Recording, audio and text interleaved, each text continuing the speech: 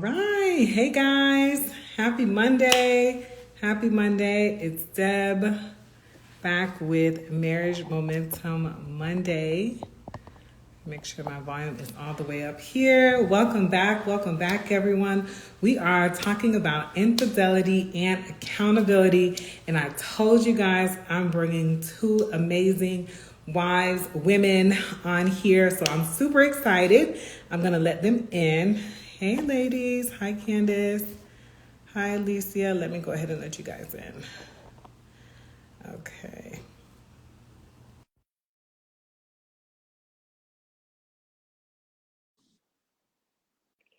Okay, I just sent the request.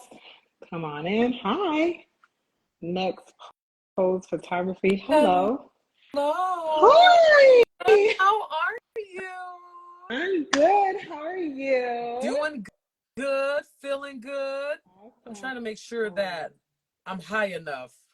Okay. Yes, I know. I tried to make sure It's I'm okay. proportioned as well because There we my go. husband last week he was like, "You need to fix the phone."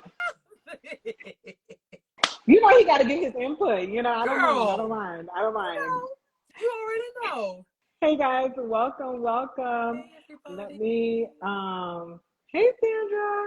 Looks like Hey Alicia. Alicia, I'm gonna let you in right now. Okay, there she is. It's a party, y'all. It is It's a a party. party, I am yes. Yes it so is. excited. Oh, well, hey, girls. Hey. What's up, y'all? Hey, What's up? girl. Deb, I like your shirt. Thank That's you. cute. Listen, my local marshals, you know, if they want to sponsor me, you know, it's sponsored by I'm with it. I'm with it. Hey, Hey, Candace. so, girl. You Hey. looking stunning as always. Let me put my shades on, girl, because, we ain't 20 no more. So, Hey. yeah. Let me tell you one thing. Listen, it ain't even a 20 thing for me. It was back in the day. listen, Yeah.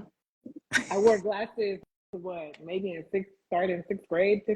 So the blindness happened a long Here, Oh, y'all veterans it's then. that. See, time. Yeah, look, It's that for I'm fairly me. new to this, so. Well, pretty welcome much. to the club. Yes, yes. Well, welcome, ladies. Oh my goodness, I'm so excited. All this black girl magic on my page here, it's just making me excited. It's all the things. Um, Thanks for having us. yes, Deb, can you hear absolutely. us pretty good? I Yeah. feel like you're just a little muffled, but does she sound muffled on your end, Alicia? Maybe a smidget. Okay. Let me make We're gonna roll with it. sure. I can hear you guys fine. Okay. Perfect. Okay, let me make sure it's not my phone. Don't embarrass me, phone, because we got Hello? visitors. We have visitors. You know, technology when they embarrass when we got visitors. Let's not do that. Let's not do Right, that. right. Okay. I can hear you guys perfectly clear. Um, Everyone else in the live, just give us a thumbs up if you can hear all three of us. Okay.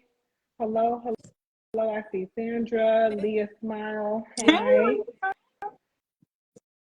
You know, we are kind of coordinating. Everyone has like this print. Like I have this print. You guys have on your glasses. Okay. We got the memo. And then, We cute. We knew where we were coming. okay. Yes. Okay. Oh. I love it. I love it. Okay. So let's jump right into it because I shared, you know, I can carry on with you guys probably for a while. Sure. And we would have a grand time, but as we would have it, I am a therapist for anyone new here, so I do have a session at 7. But I was like, we're gonna make this conversation work. Yeah, we're gonna make it. Yeah. We're gonna make it work. Okay, so to anyone new here, this is my platform, and we have different live discussions every last 2 Mondays of the month, and I call it Marriage Momentum Mondays. And so you guys know, I haven't shared this in a while. My husband and I went to a marriage retreat at the top of this year in February. And one of the things that they shared that like locked in my brain was every marriage has momentum. And one of the presenters was saying it's either you are drawing closer, your momentum is drawing you closer together, or your momentum is driving you further apart. And that really like stayed with me because I was like, wow. Sure. I didn't really, you don't really, think about it, especially I feel like, and I would love for you guys to share in the early stages of your relationship where it's like fun and easy and, hormonal. You don't think about how intentional you have to be. But, you get a couple of years under your belt and you're like, oh, I gotta look at this thing. Mhm. What do you ladies think? What are your thoughts? My goodness. I'll go first. Definitely a momentum thing. I think the momentum when you are um in the honeymoon stages and getting ready for the wedding, right? Getting ready for the marriage. Yes. Or are you getting ready for the wedding? Like, are you getting married for the marriage or are you getting ready for the wedding? So I'll just say the momentum is getting ready for the wedding. Okay, yes. Because and then you're all gung-ho, all eyes are on you. Yeah. Everybody's like, "Oh, they're getting married." Yeah, And then y'all go and take y'all engagement pictures, but y'all got into a real bad argument the day of, and you think, like, are we even supposed to be married? So then the momentum drops, and then you're like, all right, I guess we good. But I think the momentum happens because all eyes are on you at the beginning, right? They want to see how you're navigating. They want to see what you guys have going on. But child, when that momentum goes from what is it on the RPM? Is that what it is on the speedometer when you're driving? When that thing dropped from 50 down to 20 down to 10, and I think it stops at 10, you'd be like, all right. So I definitely agree with that. The momentum is something that needs to always be revved up, but is not always. Yeah, honestly. In all honesty. Yeah. No, yeah, I appreciate that. Yeah. What are your thoughts, Alicia? So yeah, the momentum in the beginning, I think, is fueled with curiosity. You'll hear me use that word a lot because things aren't predictable yet. So it's still spontaneous, right? You're still filling each other up. The ink is still wet on the paperwork, Sure. so it's like it's fresh, it's new. And so you're still learning things. And I think where the momentum declines is when things start getting, or when people start getting predictable, or just when they stop watering their own grass. You know what I mean? That really, and my grandfather told me, like, everything in life, it's either living or it's dying. There's not really anything in the middle. So when you speak to momentum, it's either picking up or it's declining. It's hard for anything to coast long term. Wow. It's hard for anything to coast long term. This is why I wanted y'all here, because the gems will be dropped, okay? And will. The gems will be dropped. I And need y'all to know, because I've listened to these ladies on a couple of lives myself, and I'm like, let me go write that down. Wait, and for the record, Deb, we are not licensed professionals. Look, let's put that up there out front. Right. Oh, hold on. Thank you. Can we Introduction. Sorry. Hello. Introduction. Ladies and gentlemen, my name is Kandice Porter. I am not a licensed marriage counselor, therapist, or therapist, okay? I am strictly Kandice Porter. I've been married for 16 years to my high school sweetheart, and we have been through everything there is to go through ish. I don't want to say that just yet, but I am not in the field. I don't want to hear about your problems and mine, okay?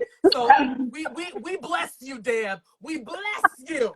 We lift her up. We lift her up. Listen, y'all better be praying for me, okay? No, really. I need those prayers. Pray for real. Therapist friends, okay? Straight up. Yes.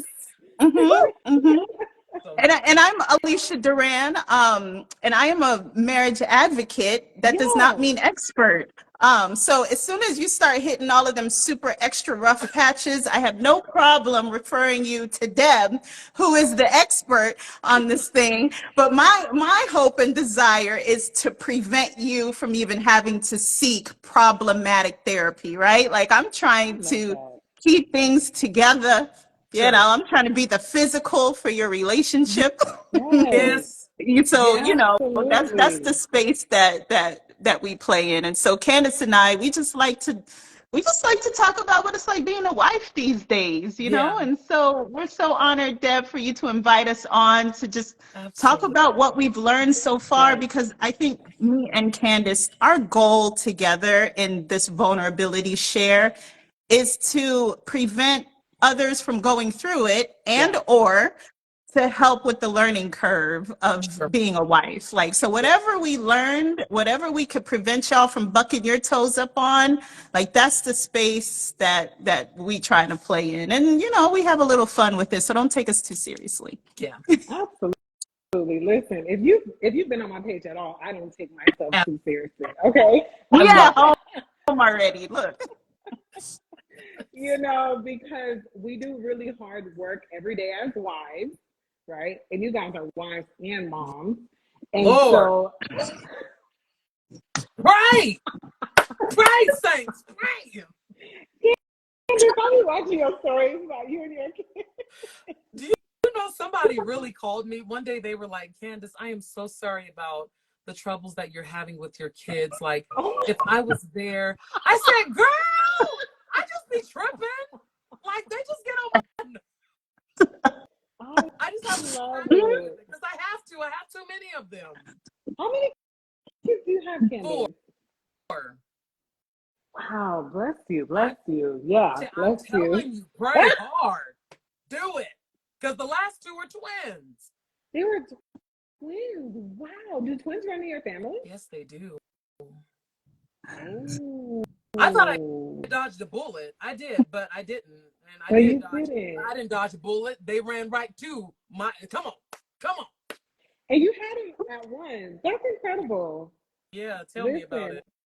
When I was in grad school, when I would hear the moms talk in class, I'm like, wow, moms really are like superheroes, like in real life, like in real life. Sure. Yeah. We are. So cool. We are. To the moms on here. Hey, So you said something so key, Alicia, about this journey of wifehood, right? How do you encourage, you know, couples to be on the preventative side? Because I, as a licensed counselor and therapist, I do share with couples, you don't always have to be like in trouble to be in couples counseling. You can learn a lot of tools and skills to be on the preventative. So that's how I do it. But how do you do it so that people can know? So Liz, I'm an advocate. I'm so sick of using that word, but I'm like an advocate for curiosity. Like, you just have to be intentional and curious about continuing to learn your spouse, like in all of the seasons that we're in, because the person you married is just not the person that you're going to be with forever. There's going to be stages, ebbs and flows, and it's just learning to equip yourself and your relationship through the different seasons that are inevitable, right? Like, you can't skip over summer, you can't fast forward winter. Like, you just have to go through the seasons. And, you know, social media will trip you up and think that it's always springtime, and it's just not. So when fall comes and winter knocks on the door, you know, how do you adjust together? So, I mean, my number one is just to check in, like ask those questions that get you the right answer. You know, how am I serving you in this season? What do I need to do differently to you know, help with whatever's on your plate? Or what do we need to do to take our relationship to the next level? Like, just checking in with those questions, you'll be surprised like how much it could shift in a relationship. Love that. I love the intentionality with the check-ins, right? Because I see it all the time that sometimes, you know, couples, you know, they go through a lot, right? We all have to work, we have to provide for ourselves, our families, ebbs and flows. sickness, health, everything you say in them vows, they come. So you have to be intentional, right? You have to be intentional through every season. And relationships, marriages have seasons, right? You got the spring, everything's fresh and new. Summer, everything's hot and exciting. And then fall, you may have to get into new rhythms as a couple. And then winter, things die in the winter. So, and I'm here to talk about the things that died. Oh, okay. And got resurrected once again. But let's get right into it. Now that you guys kind of know a little bit more about Alicia and Kandice, but one thing that I love about you guys is friendship in your life is during a specific season, you guys had an accountability that I think, like you said, Alicia, like social media does not really highlight accountability in marriage. And it's hard to capture that, but how you guys have been so open and vulnerable and real, I think is so beautiful. And that's why I wanted you guys to come and share on the platform today. So let's talk about seasons in marriage. Deb, before we go any further, I just want to do a little correction, because Alicia, I really didn't hear about some of her stuff until like October 2023. But see, the thing is that she was holding me accountable in the middle of my infidelity. So I didn't necessarily have an opportunity to hold her accountable because it was like a decade after the fact. But now, you know what I'm saying? I guess, Yeah. Okay. Thank you for that correction. Well, now that we're here, let's get into it.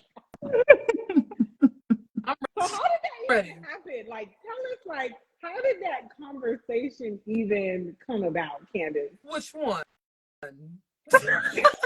Right, because there's like, memory lane. So you said your infidelity happened years ago, right? Yes. And I'm assuming, and it's not good to assume, but how you presented it, you and Alicia were in a conversation, and he's like, girl, that wait one. a minute. Yeah. So I just want to preface this by saying that I could blame Alicia, but I guess I can't. But I love calling her out. But anyway, it was through a mutual person that we know. And so I was introduced to that person by Alicia. So when things kind of went a little further, and I was trying to like find a homegirl who could relate, because I was having fun, you know what I'm saying? And you were having fun specifically. I was just having fun living my life, right? Living your life. Let me back up just a little bit, because I realize that everybody may not understand what's going on here. So, ladies and gentlemen, just joined. Hello, welcome. Hello, everybody. Thank you for being here, and welcome to the discussion. Okay. Yes. So back in about 2011, I was involved in an affair. Okay. So my husband he's going to be 4 years sober in January. And so in the middle of his, I'm so grateful, but in the middle of his addiction, I was so fed up with being mom. I was fed up with being wife. I was fed up with being house taker, caretaker. I was fed up with doing all the things, and everybody was involved in themselves, and they weren't necessarily checking for OKP. Okay, they weren't really checking for me. So my oldest daughter is my bonus daughter, and so right after I got out of college, I went right into motherhood. Okay. No stops, no breaks. Her mom left. My husband was in the middle of his addiction. And so I was angry, y'all. Like, I was very angry. So I met this certain person when I was pregnant with my middle daughter. And after I had her, things. Then now I was really, really mad because now we have 2 children, still lost in an addiction, and I was still doing all the things. And I was like, you want to know what, Kandice? You're going to start doing something for yourself. Was that the best way to go about it? Absolutely not. However, it's what felt best for me at the time. Yeah. And so I found myself in this situation. I think emotionally the affair was longer than the actual physical, right? Okay. But you know how you just try to talk to your homegirl, like, yeah, girl, you know, and this and that and this and that. And she was like, Kandice. I was like, what? Like, you know, I'm just telling you, like, what happened. And she's like, how long do you think this is going to go on? Like, was this your friend or is this Alicia at this point? This is this friend, Alicia. This one right here. This one right on the wall. That's a good And I was like, well, question. Alicia. That's a good question. Leading with curiosity. How long do you think this is going to go on? She was like, how long do you think it's going to? And I was like, but Alicia, you know, so I tried to justify. I tried to do the things to make her understand my point of view. But she was like, Kandice, really, you need to stop. And so I wish I would have taken heed to what she said, because I actually ended up getting caught, right? So, but I was too slick with it. Christmas is always a trigger for me because he found my phone on the table, and on it was a text message, and he read the text message, and I remember him waking me up. That was Christmas morning, and I was like, oh my God. Oh, wow, that was Christmas morning. Yes, it was Christmas morning. So what a terrible Christmas that was. Wow. And but I ended up getting caught, and but I was able to lie my way through that. So I lied, and then God had me tell on myself 5 years later. Okay, wait a minute. Oh, I didn't know that about your story. I was like, wait. So, in summary, you got caught. Got away. Got caught, lied, got away, and so time goes by. Oh my, at least 5 years. 5 years went by. 5 years. 5 years. 5 years. That's a long time. Oh, that's what I told God when he said, Kandice, it's time to fess up. I said, no, it ain't, God. It ain't. He was like, Kandice. And so I fessed up, and that's where the twins came from. Wow. So, okay. So, wow. That is quite the story. Tell me. And I know there's so much more to it, and you lived it, right? But to backtrack a little bit, because and I'm to backtrack when Alicia was like, she asked the question, leading with curiosity, how much longer do you think this is going to go on? And then 2, she's like, you need to stop. Like, this is not okay. You're a married woman. You're in a covenant. I feel like in our society today, 1, people don't like accountability. 2, people are very quick to do this cut off culture. Like, you told me something I don't like, I'm cutting you out. Goodbye. So, like, did that ever happen during you guys' friendship, or what happened when she told you you need to stop? I don't know, Alicia. I don't think we've ever had a riff. I feel like she maybe got a little bit distant because it didn't stop. It was a tricky space to be in, because I also know the other person. So it was a space where, after I had asked, I kind of went, I'm not going to say I went missing, but I had to kind of remove myself from being in close proximity to either one. And so it was a tough management of that at the time. Yeah. But we were able to, you know, kind of move through it. And after your girl got caught, I'm surprised she didn't say, see, I told you, but that's my girl. I appreciate you for saying that. And I you know love what, that. I think it's important to note as well the mentality I was coming from. Why I told her that I was going through a divorce when this was happening with Kandice, and I saw activity with the other woman, and so I didn't want her husband to be where I was, and so they had kids. You know what I'm saying? Like I was fortunate enough where our divorce, we didn't end and we didn't have kids, we didn't have property, we didn't have like, it wasn't as, as Candace's, where she had a whole family, she had her high school sweetheart. Like it was just too devastating to see. And so I kind of just saw like a divorce happening and try to prevent it. So it wasn't easy to say that. I just want that to be known too. It's not always easy to have the courage or the unction to speak up either, right? Sometimes it is easier to just kind of stay quiet and be like, girl, do you? Yeah. But I think when you have that spiritual conviction, right? And I didn't want my friend to go through what I was going through. So it was which of the worst evils, her being mad at me or her going through the divorce. So it was like, all right, we'll pick that one. Yeah, I think that's so incredible that you guys were able to maintain that friendship. But like you said, Alicia, that's such a delicate balance. You're going through what you're going through in the process of a divorce. And you know, Candice, you know this other person, you know so much. Like that is just a lot of information that you have to kind of balance. And I just want to say, like, you know, you don't have, being in an affair is a lonely situation, right? Because you can't necessarily talk to anybody about that because accountability, like you said, you don't want to hear it.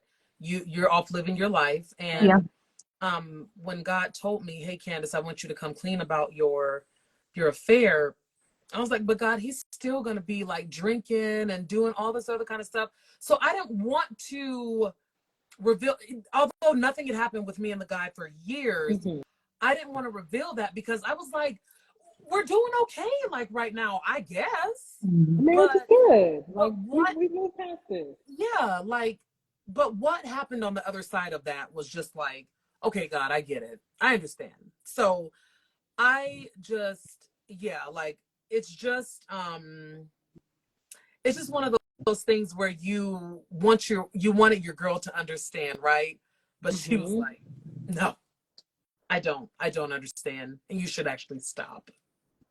No, I understood. I totally understood. I just wasn't in agreement. And I think that's the difference because I get it, because rejection is hard. Like what she was going through, you're married to someone, you're the stepmother of their child, not even your own child, but you took it on like your own. So I could relate to her resentment. And there was a part of me that was like, girl, do you, right? Like, I'm not going to lie because, what'd you say? I said, well, typically people will be like, well, have fun. You deserve better. You deserve this. You deserve a good time. Sure. Yeah, like Kandice, she's someone who always makes sure everyone else is not just good, but make sure everyone else is full. So I understood why she had this outlet. So I wasn't coming from a judgmental place like at all, because I got it. Like I could relate to the rejection. I could relate to the resentment. I could relate to all of that. I was just concerned though. Because her and her husband have an amazing dynamic that you just don't see often. I'm not a fan of couple goals. I don't believe in couple goals, but when you look at a couple who are good together, you want them to make it. Like you just want them to, you're rooting for them. Like you and Rev, you want you and Kev to make. you just want them to make it. And that's what I wanted her and Baxter to make it. Like, nah, not y'all. Y'all can't do this. Yes, yes. I totally relate. I totally relate with personal friends, with clients. I'm like, I really like y'all. Like, I Yeah. want y'all to win. Yeah. Mhm. Absolutely. So I want you to feel comfortable, Candice. Like, how for anyone on here who wants to be on the preventative side, or they have gotten into a situation like being in infidelity, or whether it's happening to them, or they're doing it back as revenge to their spouse, or they're even just thinking about it, right? Just contemplating, like, you know what, Sure. he's doing his thing. Sure. I'm gonna do my thing. Yeah. How does a marriage survive infidelity? So good. Listen, I don't know who y'all believe in, but as for me and my house over here, okay? If you guys do not have a foundation, I don't know how it's going to work. God is the center of our marriage and always has been, and kept us covered even when we were out doing all of the things. If in fact your marriage wants to survive infidelity, if you went there, or even if you're thinking about it, if you guys have cut off the communication, Alicia, I think you said this in another live, if it's too quiet, that leaves room for something else to happen. Totally. In my house, it was too quiet. My husband was downstairs playing video games, drunk. And I was upstairs bathing the kids and making sure dinner was ready and all the things, right? It was quiet, but my phone wasn't quiet, right? That wasn't quiet. And so if in fact you notice that there is no communication, if you guys are not talking, if in fact you guys feel like there is a little wedge that could potentially open up into something bigger, I would just say look for those signs. If you guys are not talking and communicating, and if the communication is not good, like if you are communicating but you're just fighting all the time, you need a Deb in your life. Because I think my husband just said this the other day. Once that communication is gone, other things start falling with it. And so I would just say that even after I came forward and told him about the infidelity, there's so much he wanted to know that was so uncomfortable. Wow, really? I was like, Baxter, why do you want to? Please don't tell me. Please don't have me tell you that. I don't want to tell you that. And so then what it does is that I started feeling terrible, right? I started feeling like a monster again because this wound had already closed. Right. But when I tell you that wound was ripped open, salt, pepper, vinegar, mayonnaise, like you name it, all the stuff was put into it. And I'm like, but God, no, yes, you're gonna go through this, Kandice, because you're supposed to go through this 5 years ago, but you weasel your way out of it. So now you got to feel it 10 times worse now. Wow. I mean, I told y'all gems would be dropped. I told y'all. Yeah. I have so many things that I'm like, wow, that's wisdom. That's wisdom. I think that communication piece, right? When I work with couples, one of the things that I have them do as a quick activity and intervention is I have them, when we're talking about conflict, face each other, knees to knees, eye to eye. And then I have them face each other, give each other back to back.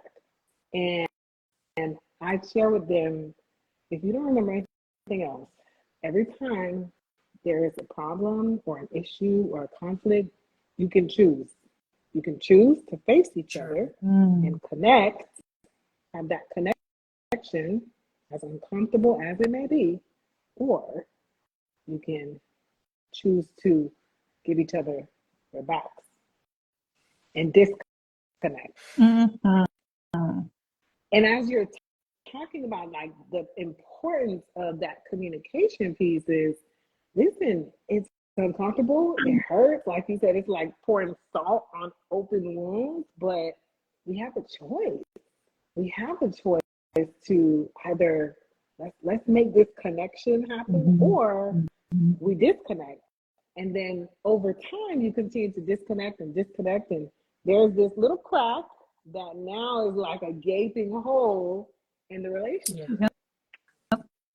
Yeah. And that intentional piece, like you said earlier, Alicia, checking in is so important. Yeah. I just wish we treated our relationships like we do our car for maintenance or our bodies for our yearly physicals. It's really no difference. Like the same. Yeah. Well, you know, let me rephrase that because I don't know if some of y'all run with the engine light on your car. But what I'm saying is the same principle applies to your relationship where, you know, it's not just taking trips here and there, but it's connecting on the fabric of your relationship to say, you know, how are we doing? And not just how are we doing, but how are we doing in these particular areas? Because you could be killing it in one area and think your relationship is good, but I would pay $100 if a couple can align on like scoring on their relationship in different categories. I would pay money to see the alignment. And so it just goes back to being intentional about the upkeep of your connection. Sure. So, Absolutely. So true. So true. We did a couples conference this past summer at our church, and we talked about that. Like, we audit everything else. We audit grades, you know, if you're in grad school or post any type of secondary education, our cars, our jobs. We have Performance reviews. Performance reviews. Yeah. And so, you know, it's humbling, but it is important to say, well, how am I doing in this area? How are we doing in this area of our relationships, communication, finances, parenting, co-parenting, you know, all the things, so that we don't leave anything up to assumption like, yeah, I mean, we've been together for a while, so we all right, we good. You know, but you got to do those check-ins. Yeah. I don't ever just want to be good. Like, I feel like right now where I'm at with our marriage, I told somebody the other day, I feel like we're in the honeymoon phase of our marriage. Wow. Really? You know what, Candice, I was just going to say, can we talk about how your marriage has been on the other side? On the other side, because I know that the trenches were rough. Like, I don't disregard that at all. And it was a while for you all to get back good. But can you just, you're already about to start, but can you talk to God's resurrecting power, please? Yes. Oh, it's good, y'all. It's good. Yes. After the winter season. What happened after the winter season? Yes. So after the winter season, so you guys, I just want to preface this by saying, never underestimate what God is able to do, and never underestimate his power and how he's able to take the things that we think are the craziest and how he's able to make it into something so beautiful. Now, little did I know that me telling Baxter about me having an affair, because I just can't call it, I was in an affair. It was the road to his sobriety. All right. Now, people don't, it doesn't make sense. So dope. It's so dope. Right? Like, it doesn't make sense because you think a man hears that his wife is cheating, he's going to pick up on the drinking, right? Or she comes back 5 years later and says, this is what I did. Oh, he's going to ramp up on the self-medication, right? Well, wrong. Now, granted, it did take a little bit of time. Let's see, I told him in 2016 16. In 2020, he was sober, but so it still took some time, right? But because I came to him, told him about my infidelity, God started working on him, and he didn't want to go and tell anybody, because a man telling his friends that his wife cheated, like, that doesn't make them look good. So he didn't have anybody to talk to. So he dug in to his relationship with God. So he had to pursue God on a deeper, different level, to where God was able to open him up, make him vulnerable, and just strip him of the things, right? So that he can implant sobriety in him. Now, Baxter was able to. That's incredible. That's incredible. Like, I just. That's incredible. Like where did he graduate from this summer? I know. Like, so when Baxter told me about his sobriety, and I'll get to that, Alicia, I promise. So when he told me that he had gotten sober, he got sober January 2020. Now, we're talking about the beginning of the pandemic, when everybody's drinking had upticked. Like, I remember seeing stuff, and I was like, So when he told me that he was sober, I was like, yeah, like, because I had heard it all before. Like, I was like, okay, you already told me that before. But God had me completely back up. Like, Kandice, I don't need you in this. I just need you to trust me. I need you to do what you go ahead and do what you need to do, and let me work on your husband. And so I did. And so, like, as a result, the rewards that came from that is just, us being able to have, our babies. And we were able to have 2 more kids. We finally got our boy. And not only that, but like, he blessed us with a house, promotion. And not only that, but this testimony in this new season that I know people are going through, that if you would just be obedient to what God tells you to do, it's going to suck. I'm telling you, we were not far removed from divorce. Like, I wanted to divorce him after a while, because I was like, you're going to keep on throwing this in my face. Like, I told you it was 5 years ago. You're making me feel bad. Now I'm pregnant with twins. And, like, it was just a lot at one time. And I was like, you want to know what? This is not fun. Maybe we should get a divorce. Like, this is, and you're still drinking. And like, I was fed up. I was done. But God was like, Kandice, I need you to slow your roll. I need you to let me guide you through this. And I promise you're going to see the other side of this. Like, you're going to see the other side of this. And I was like, God, I don't know. Well, now, like I tell people, 16 years later, we are in the honeymoon stages of our marriage.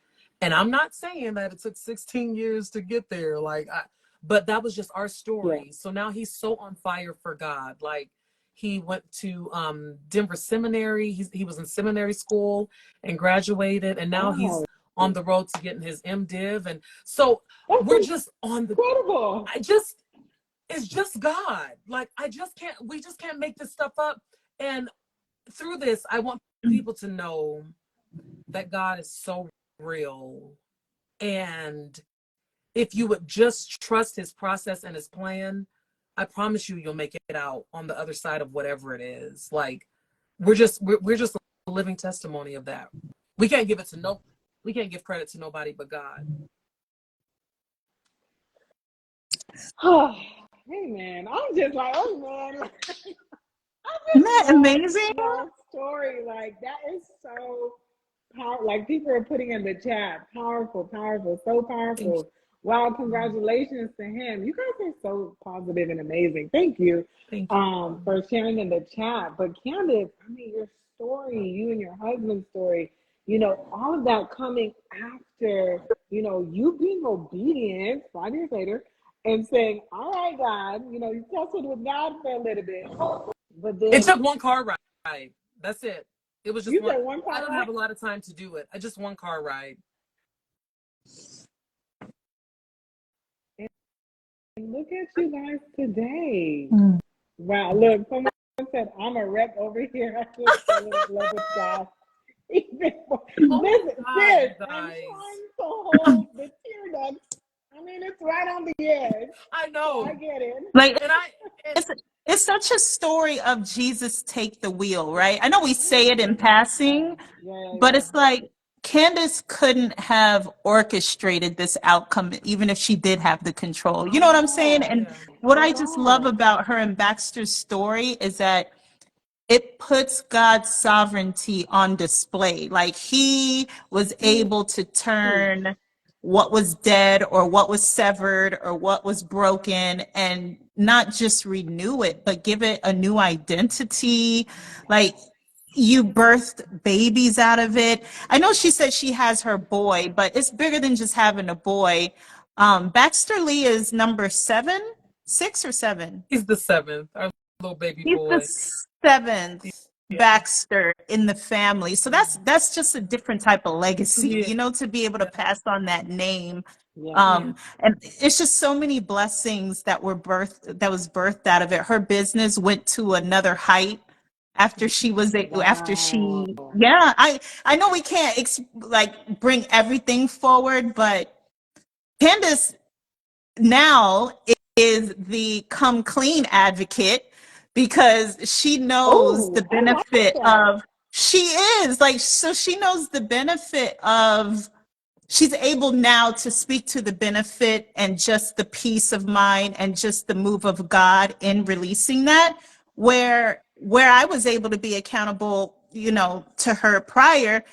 Don't think she didn't flip that on me because she had me come clean to my husband now. I mean, the way she checked me wasn't even polite. I checked her politely. She checked me in a way that was like, she said, look, I know we got to wrap this up, but I'll just say this really quick. I was going through a 3-year IRS issue. And if everybody in the chat knows that's the worst person you want to owe. You don't want to owe no IRS. No, ma'am. I kept it from my husband. Let me tell you something. I kept it and I tried to fix it on my own for 3 years. Imagine the level of stress. Wow. And I remember Candice checked me one day. She's an avid journaler. And I thought I was supporting her as a good friend and doing her journaling series with her. And one day she checked me and was like, we can't move on until you come clean. I'm like, come clean about what, sis? She was like, you got to let him know about the IRS thing. I was like, hold up, cuz like, nah, we ain't doing that. Like, I guess we ain't doing this journaling thing. Like, it was, so I say that to say the accountability is twofold. Like, it's not just me giving it to her, but it's her giving it to me out of love and standing in that courage to know and to challenge us on just what is the right thing to do. And it's hard. It's not easy, but you'll just be surprised at how God can work out of your obedience. I don't owe them no more, y'all. We got a testimony. But I just say that to say, like, Alicia, please, like, don't just make it seem like that was it. Like, what did God do as a result of your obedience to your hubby and him? Tell the people. First of all, it took me 4 days to get the courage to do it. I remember taking him on a walk and I was like, I gotta tell you something. And I'm just getting emotional thinking about it because I felt so disappointed and ashamed and embarrassed and just the whole nine. And I said, I tried to fix it and I think I might have made it worse. And when I finally uttered it out of my mouth, I felt like this pressure that I didn't know I've had for so long be released from my body. Wow. And his response was like so unexpected. He stepped into a place of like a team. He was like, we got this. Whatever it is, we're going to get through it together. And it was just so the opposite of what I was expecting. And fast forward, we sold our house in 30 days. Promotion followed. We relocated from South Florida to Houston. We built brand new house, twice the size of our house in Florida. I mean, it just, yeah. There's a blessing. Like I feel like the common thread here as we wrap up there is a blessing in obedience that I don't know if the people of God, like if we realize how we can tap into that blessing, but you cannot do it without obedience. Like I remember seeing like Alicia just post these different blessings unfold, of course not knowing the background, but I'm like, wow, God did that for you. That's incredible. That like he did that not only for requires you. sacrifice, y'all. Don't get it twisted. It requires sacrifice. Yeah. Y'all can want all you want all day. Y'all better be ready to give that sacrifice because Sure. he don't play with it. Sure. And he He is not a cheap God, doesn't. okay? His sacrifice is expensive and it is not on sale. So everybody can want what they want, but until you're ready to pay that sacrificial Honey. I'm just not downplaying it, y'all. I don't No, want it to make it seem like it came no. easy because what Kandice had to admit after 5 years and no one brought it up, like no one knew, the person had moved out of state, like her Wow. leaning into that choice is not easy when you know that, well, not that you know you won't get caught, but you won't get caught. Right, You know what I'm saying? And she's right. still, Sure. woo, we could go on forever, We can Debbie. Let go us know when to wrap on. this We up really because we can. could keep going. Honey. Listen, Listen. now, Go ahead, Candy. before Deb, I just want to say this really quick. Um, y'all, if you are entertaining someone who you're not supposed to be entertaining, if you are letting someone entertain you and you feel it in your soul, in your spirit that you're about to go down the wrong path, Mm-hmm. please stop while you're ahead.